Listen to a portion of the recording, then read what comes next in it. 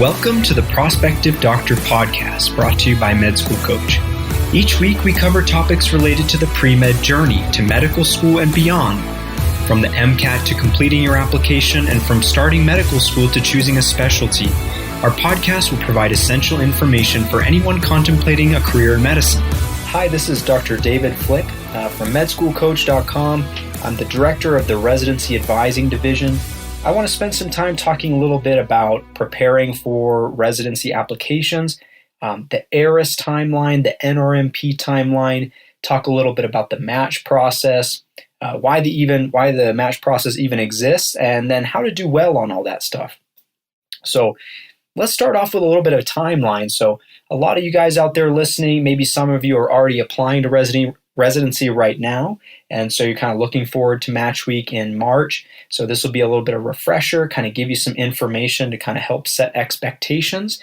And then a lot of you maybe are in about halfway through your third year and you're looking forward to applying to residency in June and is kind of understanding that whole process in order to get ready. So let's start with ARIS. So ARIS is the Electronic Residency Application Service. It's kind of like AMCAS when you were applying to medical school. It's just an organized place where you can input all your application materials and then send it out to all the programs. Let's talk a little bit just about the timeline for when ARIS starts and kind of how it concludes. So around June, beginning of June, ARIS opens, so you can log in, you can start identifying all the information there, filling out the portions. And then you go all the way till September. September is when you can actually identify programs and actually apply to those programs. So that's the beginning of September. About halfway through September, those programs that you identified can actually see your application, so they receive your application. Then beginning of October, that's when the MSPE, which is the Medical Student Performance Evaluation, or sometimes called the Dean's Letter, that's released from your school and goes out to all residency programs. That's basically when your application is complete, assuming that you've done everything else, like your personal statement and your work and experience sections kind of completed the rest of the application. Okay, and then there's a big gap from October when everybody gets the MSPEs, that Dean's Letter, and then all the way till March when you actually match. In between October and March is typically when people are interviewing for programs. That interviewing typically extends from, around that October timeframe all the way to right before the rank order lists are due. Okay, so that's ARIS. Now let's talk a little bit about the NRMP, which is separate from ARIS. So ARIS is the application system. The NRMP is the National Resident Matching Program. These are separate entities. So you use ARIS to apply to programs. You use the NRMP to actually rank those programs. And ultimately, that's the system that creates the match. So the timeline here is kind of picks up where ARIS ends. So I told you October is when the MSPEs go out to schools. Well, just before that in September, that's when the NRMP system opens for you to go in there and register. You have from September through November to actually register for the NRMP. Once you start interviewing for programs and you find out, what programs you like, which programs you don't, you're going to start to build this rank order list where you basically say, hey, it's my top program, number 1, 2, 3, 4, as many as you want. Now, that rank order list, the ability to create it opens up in January, which kind of corresponds to the length of time that you're kind of interviewing. At the end of January, that's when you kind of have to get your stuff together so that you've got your rank order list ready to go. And then in February, you got to certify that rank order list. Once it's certified, you can't go back in there and touch it. That's meant to be kind of the rank order list that sits there until match day in March. So completing all of ARIS and completing the NRMP registration, certifying your rank order list, that basically completes the whole process until the match actually takes place in March. Let's talk a little bit about what the match is, how it works, and even why it exists, which is a common question.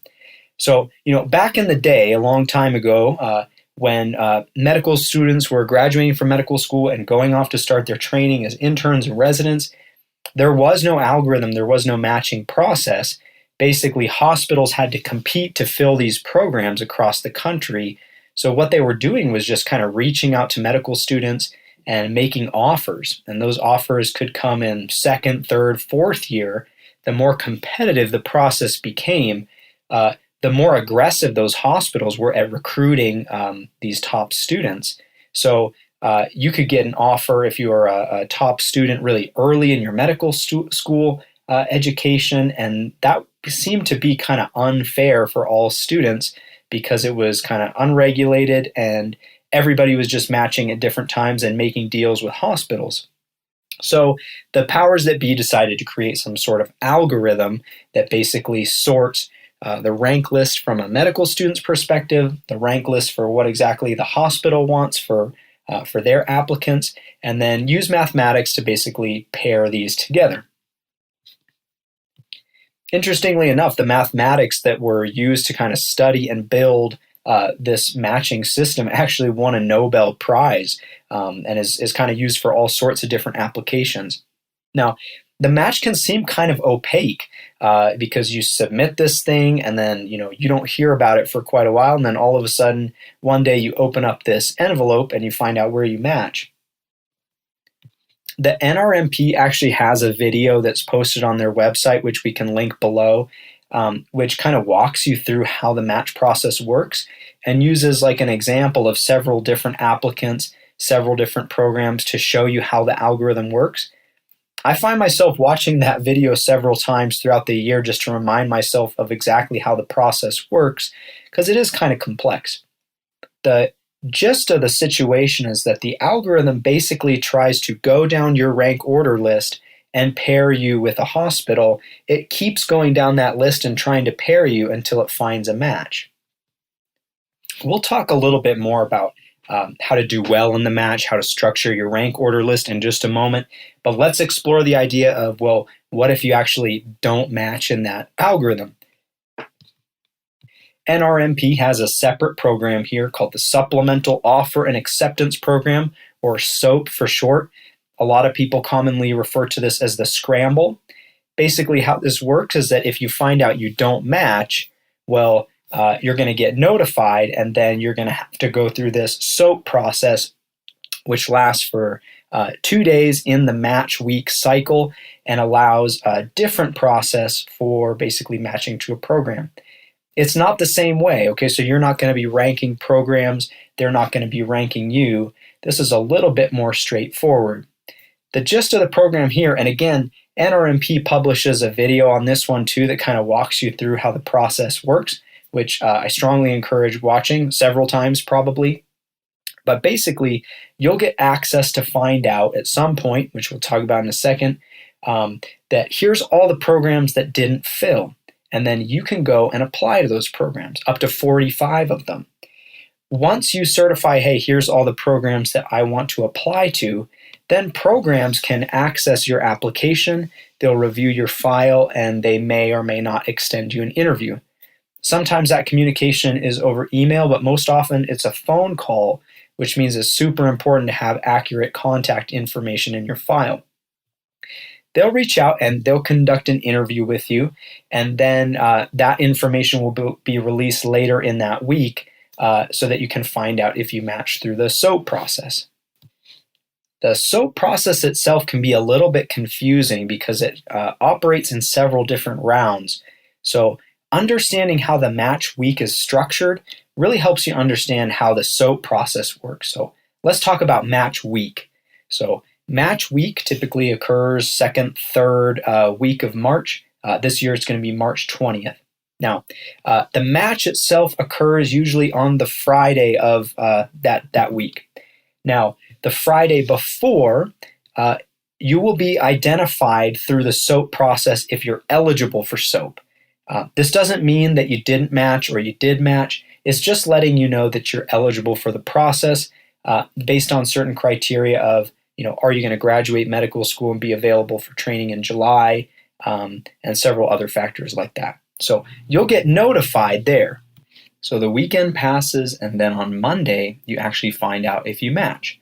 You don't find out where you match, you just find out yes or no if you matched. Now, if you match, great, okay, that's cool. Now you're going to go on till Friday. You got to twiddle your thumbs until then, until the big match ceremony. Then you get to open your envelope and find out where you. Now, for the purpose of this talk, we're just going to talk about matching to a categorical year like family medicine or pediatrics. It gets a little bit more complicated if you match to a prelim year but not to a categorical year or vice versa. But let's just talk about the SOAP process, assuming you didn't match to your one categorical year. So that's Monday that you find out. Once you find out that you didn't match, then you have access to the SOAP process through the NRMP's website. You can go in there and you can see all the programs that didn't match, and you have access to those programs. You have access to look at the programs, explore and research them further. You don't have access to actually reach out to those programs. That's actually not allowed. So the programs can contact you, but you're not allowed to reach out to them either formally or informally to kind of protect the process. You can actually get in a good deal of trouble if you kind of violate those rules. So you can see the programs, you can identify them, and you can apply to as much as 45 different programs. Once you apply to them, then you're going to have to wait and find out to see if you're contacted by the programs. Again, this isn't a formal match like the main match. Now it's a little bit different. So you apply, your application goes out to those programs, then they'll reach out to you via email or most likely a phone call to schedule an interview to get to know you a little bit better. Now, match week gets a little bit complicated here. There are 3 rounds of the SOAP process. Those are 3 rounds where programs can extend invitations to applicants to accept or reject their offer. These rounds occur twice on Wednesday and then once on Thursday. It is important to note that the majority of fills occur in that first round. The rest are kind of like to catch up and fill in little gaps. Each round only lasts 2 hours, so this demands that on Wednesday and Thursday that you're super in tune with your email. Usually those offers are going to come through email, and you have basically 3 choices of what to do with that offer. If you get an offer, you can accept it, you can reject it, or you could leave it alone, and then after 2 hours it's going to expire on its own. If you let an acceptance expire or you reject it, say in the first round, in the next 2 rounds, you're not eligible for that position any longer. So you can't hedge your bets and say like, okay, I'm not 100% sure I want this program and I'm going to reject it in the first round and hope I get something in the next rounds and then maybe I can come back to it. It doesn't work that way. So you have to make a decision in 2 hours whether to accept it or reject it. For most people, at this point, you're kind of scrambling looking for a match because you don't want to have to go through the process through a whole nother year. If you can find a program and match to that program, it strongly behooves you to accept that program's offer as soon as possible. Now on Thursday at about noon, that's when the SOAP process ends. That's the 3rd round. It's complete, and things change a little bit here. If you unfortunately didn't match in either of the 3 rounds of the SOAP process, at this point, once the last round is complete, you now have access to all the unfilled programs that are left at this point through the NRMP's website. Those programs will stay available and updated, and you'll be able to see them all the way through the beginning of May, usually May 1st. During that time period, the rules change a little bit. So during the formal SOAP process, remember, you're not allowed to reach out to programs. You can apply through the SOAP process, then you wait for the program to contact you. Once the SOAP process is done, and if you haven't matched, now you can access that list and reach out to programs. So if you haven't matched at this point, you're going to look at the programs you're eligible for that didn't match, and you're going to directly reach out to these programs, say, hey, I wasn't able to match. I'm really interested in your program. I'd like to talk with you further about it. Hopefully you can establish a phone interview and you can arrange an offer that's kind of one-on-one with you and the program outside of the match, outside of the SOAP process. And that basically concludes the whole match process and SOAP process. That's it. We can spend a little bit of time talking about general principles about how to do well in the match, how to do well in the SOAP process, ultimately, this is very, very individualized and nuanced to your own situation, the residency that you're applying to, and your medical school background and performance, your step scores, and all of that stuff. In general, the best way to do well on the match is to study the statistics. So if you go back and you look at the NRMP's video on how the algorithm actually works, that gives a good example of an applicant that only lists one program on the rank order list. If the algorithm goes through and either that program didn't rank you, then you're not going to match, or if you're ranked a little bit lower and you get bumped by an applicant that's ranked higher on the rank order list for the program, the algorithm has nothing to work with. So if you list one program, you're kind of in big trouble here. You're just not going to match if you don't specifically fit that bill. To do well in the match, your rank order list has to have enough programs on it. Now, you could rank a ton of programs, right? And the more you give the algorithm to work with, the better your chances are of matching. Now, if you want to get real nuance to it, the NRMP actually publishes data on something called the point of diminishing returns. It actually says that if you apply to X amount of programs, there's a threshold at which applying to more programs isn't going to do you any better.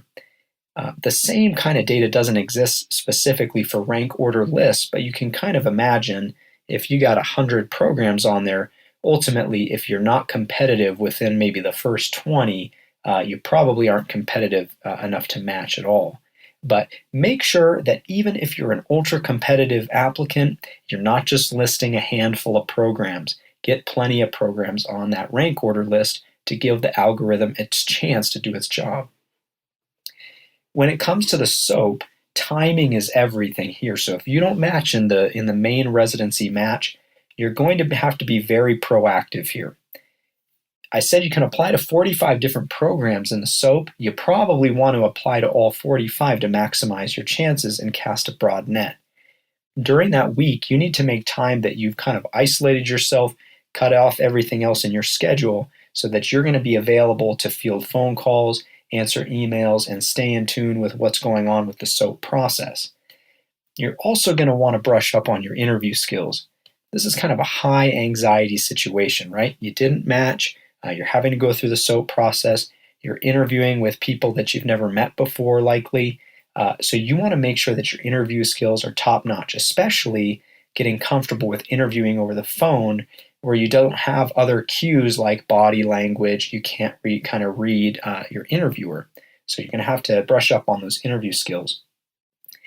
If you're not able to match through the SOAP process and you end up Thursday's over, last round closes, and you're stuck in that little gap period where you're just open to kind of fend for yourself, it's really important to stay organized here too. Make sure you're writing down all the programs that are available, make sure you're contacting those programs in an organized manner so you check those off to kind of expose yourself to as many programs and get your application out there.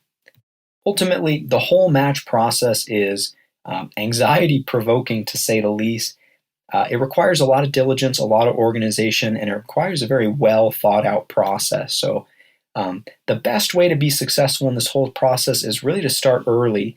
So I do encourage, if you're third year and you're looking towards this next residency application cycle, make sure you're getting as much information as you can. Study the match process, study the NRMP timeline. Make sure that you're not surprised anywhere down the line. Ultimately, your third year, your fourth year, every rotation can be different. You can't really anticipate how busy you're going to be or how much free time you're going to be. How much free time you're going to have. So the best way to prepare is to do it whenever you can. If you're on a rotation, you've got some free time, start chipping away at your ARIS application. Start kind of looking through systems like the Residency Explorer on the AAMC or Frida's website. Start kind of investigating different programs, and that way you're kind of ahead of the game when it comes time to applying. For more information about the whole residency applying process and tips and tricks, check us out on Prospective Doctor and also on medschoolcoach.com. Thanks for listening in. Our mission is to inspire, encourage, and inform students as you journey through a rigorous and intricate process of achieving your dreams in medicine. Visit us at prospectivedoctor.com and medschoolcoach.com for more essential resources in your medical school journey and beyond.